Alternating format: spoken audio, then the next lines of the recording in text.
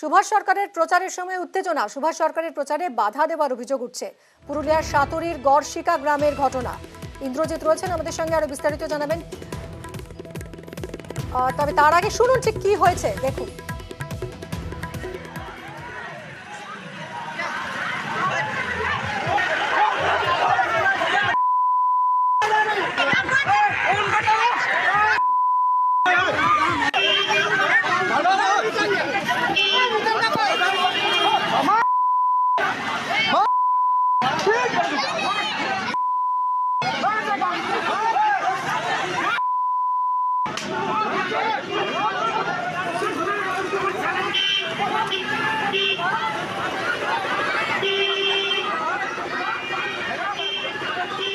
BJP প্রার্থী সুভাষ সরকারের প্রচারের সময় উত্তেজনা, কথা বলবো ইন্দ্রজিতের সঙ্গে।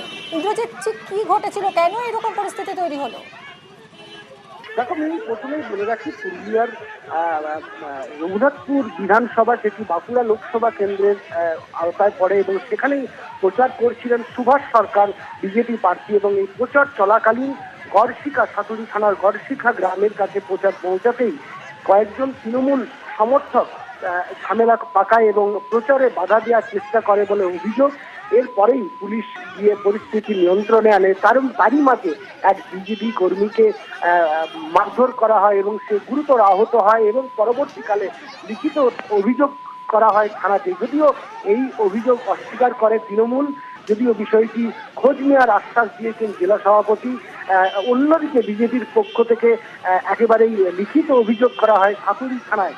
এই ঘটনা একেবারেই মিছিল চলাকালীন একেবারে দেখা যাচ্ছে যে বাঁশ নিয়ে তাড়া করছে এবং বিজেপি কর্মীদের সাথে তৃণমূল কর্মীদের একেবারেই সংঘর্ষে জড়িয়ে যায়, উত্তেজনা ছড়িয়ে পড়ে। ঘটনাস্থলে সাতুরি থানার পুলিশ এসে পরিস্থিতি সামাল দেয়। এই মুহূর্তে পরিস্থিতি স্বাভাবিক মেলে। ধন্যবাদ ইন্দ্রজিৎ।